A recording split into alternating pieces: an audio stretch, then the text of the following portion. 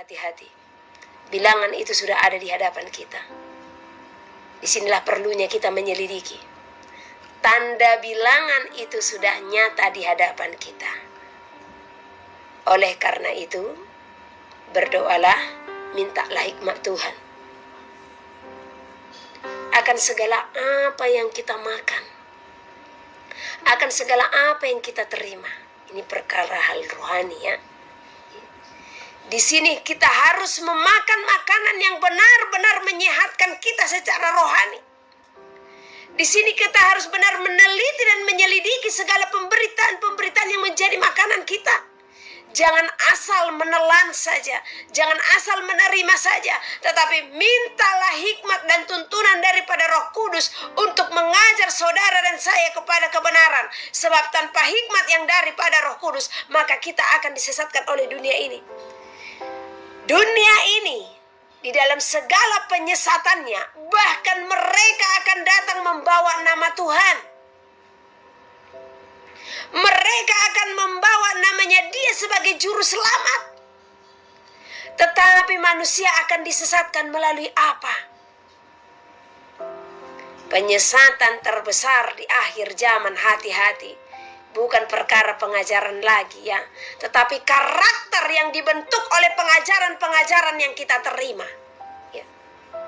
Kalau kita menyelidiki pengajaran sekarang, benar nggak? Banyak yang benar.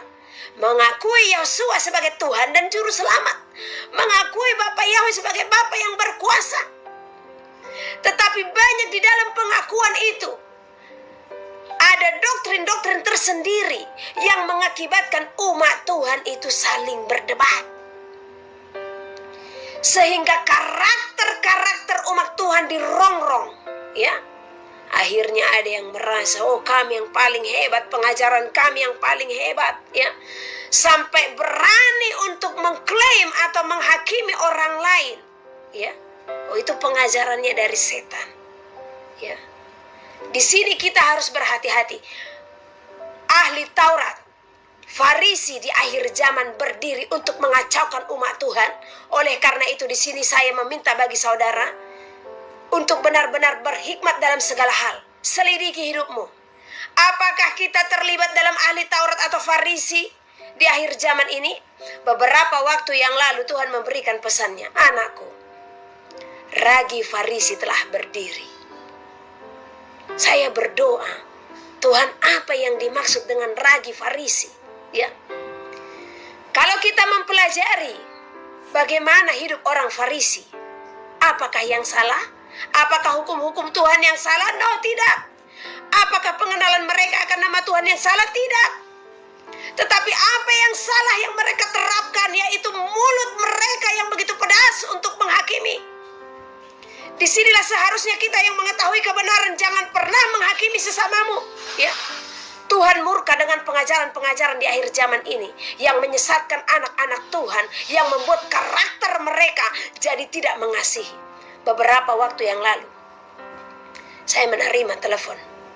Ya, di saat saya menerima telepon, dia mengatakan kepada saya, Bu, saya memutuskan diri untuk benar-benar hidup dan menerima nama Bapa dan menjauhkan diri dari orang-orang yang tidak menerima nama Bapa.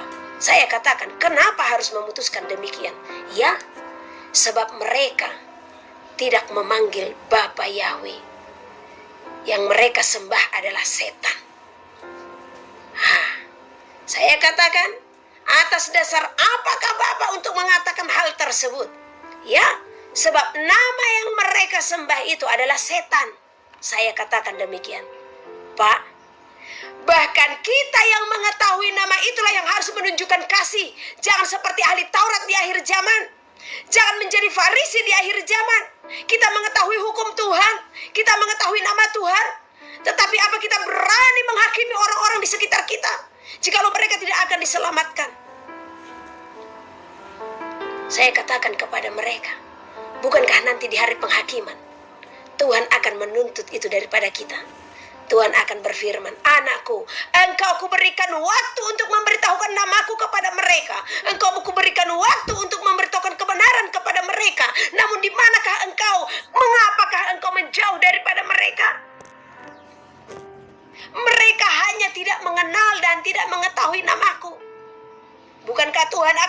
menuntut ini nanti daripada kita? Hati-hati. Oleh karena itu saya sampaikan kepada saudara-saudara sekalian, jangan menjadi ahli Taurat atau orang Farisi di akhir zaman. Kenapa Tuhan begitu berduka dengan ahli Taurat dan orang Farisi? Mereka jauh daripada kasih. Mulut mereka penuh dengan penghakiman dan pencelaan dan menganggap rendah umat Tuhan. Tuhan Yesus datang. Ya. Dia datang sebagai penggenapan daripada hukum Taurat tersebut. Dia datang tidak meniadakan tetapi menggenapi. Penggenapan seperti apakah yang Tuhan ajarkan? Kasih merangkul sesama manusia. Bahkan dengan matinya dia di kayu salib, dia mempersatukan bahkan orang Yahudi dengan non-Yahudi. Tidak ada perbedaan. Jadi kalau saudara mengklaim orang yang tidak mengetahui nama Tuhan itu, saudara mengklaim mereka sebagai orang-orang yang hidup di dalam ajaran setan, maka saudara sudah melebihi Tuhan. Sebab apa? Kalau kita mengatakan mereka sedang tersesat, kita harus ingat, Tuhan datang kepada siapa? Bukan kepada orang benar. Dia datang kepada orang berdosa. Dia datang kepada orang-orang tersesat. Apa yang Tuhan lakukan kepada orang-orang tersesat itu? Dia merangkul orang-orang tersesat.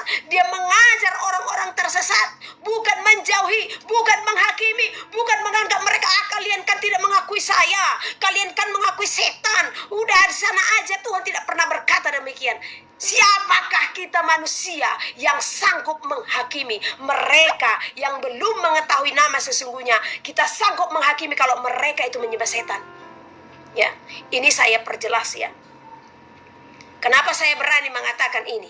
Beberapa hari ini yang bolak-balik Tuhan katakan, dia berduka.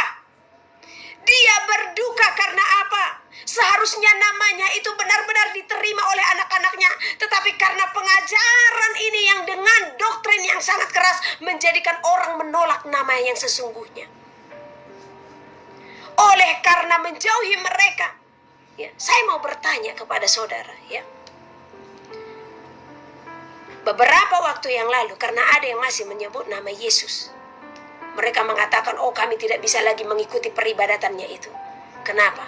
Karena mereka itu menyembah setan. Mereka tidak menyembah setan. Saya berani mengatakan, orang yang memanggil nama Yesus, mereka tidak menyembah setan. Tetapi hanya karena mereka belum memiliki pengertian. Yang mereka sembah adalah Tuhan pencipta langit dan bumi dan segala isinya. Namun pengajaran akan kebenaran yang sepenuhnya belum mereka dapatkan. Ya, alangkah bodohnya jikalau mereka menyembah setan. Ya, mereka menyembah Tuhan, saudara. Tugas kita apa? Datang kepada mereka, ajarkan dengan kasih, jangan dengan doktrin. Ingat, kalau kita mengajarkan firman Tuhan, maka kita akan mengajarkan dengan kasih. Tetapi kalau kita mengajar dengan doktrin, maka pemaksaan yang akan terjadi.